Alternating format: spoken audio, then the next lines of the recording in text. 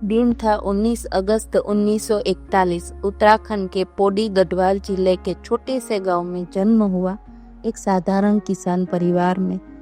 नाम रखा गया जसवंत सिंह रावत। बचपन से ही जसवंत में कुछ खास था, संस्कार, अनुशासन और देशभक्ति। उनके पिता एक पूर्व सैनिक थे। घर में देश सेवा का माहौल था। यही संस्कार उनके खून में उतर गए। 18 साल की उम्र में जसवंत सिंह ने भारतीय सेना में भर्ती हो गई। 4th battalion of Garhwala rifles regiment. Bharat और चीन के बीच सीमा विवाद बढ़ चुका था। भारत का पूर्वोत्तर हिस्सा, आज का अरुणाचल प्रदेश, तनाव में था। चीन ने अचानक हमला कर दिया।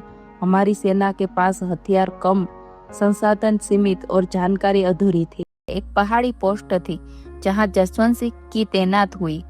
जब दुश्मन की तादाद बढ़ने लगी और भारतीय सेना के पास संसाधन नहीं बचे, उच्च अधिकारियों ने आदेश दिया, पोस्ट खाली कर दो, पीछे हटो। पर जसवंत सिंह ने इनकार कर दिया। वो बोले, अगर मैं भी पीछे हट गया तो देश का क्या होगा? मैं अकेला लड़ूंगा, अगर जरूरत पड़ी तो मर जाऊंगा। बर्फ गिर रही थी, रात अंधेरे से भरी थी। दुश्मन चारों ओर बढ़ रहा था और पोस्ट पर था एक अकेला जसवंत सिंह। उनके साथ दो स्थानीय मोनपा आदिवासी लड़कियां थी, सेला और नूरा, जो खाना और गोला बारूद पहुंचाने में मदद करती थी। उन्होंने 3 अलग अलग मोर्चों बनाए। तीनों से वो खुद ही गोली चलाते थे ताकि दुश्मन को लगे कि पोस्ट पर पूरी टुकड़ी है। 600 चीनी सैनिक बनाम एक भारतीय जवान जसवंत सिंह रावत। चीनी सेना को ऐसा भ्रम हुआ कि यह पूरी कंपनी तैनात है। उन्होंने भारी नुकसान झेला। हर बार जब वो आगे बढ़ते, जसवंत सिंह गोली चलाते। उनकी चालाकी, साहस और रणनीति दुश्मन के लिए पहेली बन गई थी। एक दिन नूरा पकड़ ली गई। चीनी सेना को सच्चाई पता चली। ये तो सिर्फ एक जवान है जो 3 जगहों से लड़ रहा है। उन्होंने पोस्ट को चारों ओर से घेर लिया। अब बचने का कोई रास्ता नहीं था। जसवंत ने जब देखा कि वो पकड़ ली जाएगी, उन्होंने दुश्मन के हाथों गिरने की बजाय अपनी आखिरी गोली खुद को मार ली।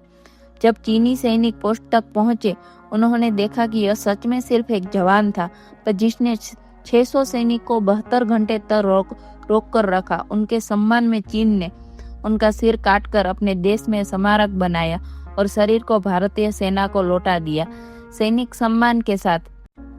जसवंतगढ़, जहां जवान अब भी ड्यूटी पर है। आज अरुणाचल प्रदेश में एक जगह है, जसवंतगढ़ वॉर मेमोरियल। जसवंतगढ़, यहाँ एक छोटा मंदिर है जिसमें जसवंत सिंह की फोटो, उनका बिस्तर, वर्दी, जूते और उनका ब्रश भी रखा गया है। अब ध्यान दीजिए, वो रोज उनके बिस्तर पर चादर बदली जाती है, उनकी यूनिफॉर्म प्रेस की जाती है, ब्रश किया जाता है और एक जवान ड्यूटी चार्ट पर नाम दर्ज करता है, Naik Jaswant Singh on duty today. क्योंकि भारतीय सेना मानती है जसवंत बाबा आज भी जिंदा है, वो आज भी पहाड़ों की रक्षा कर रहे हैं। क्या आपने कभी सुना है कोई अकेला सैनिक 72 घंटे तक 600 दुश्मनों से लड़ा? क्या आपने कभी देखा है कि किसी की मौत के बाद भी उसे ड्यूटी पर रखा गया हो? ये सिर्फ कहानी नहीं है, ये भारत माँ का असली लाल है जिसने बिना शोर किए इतिहास रच दिया।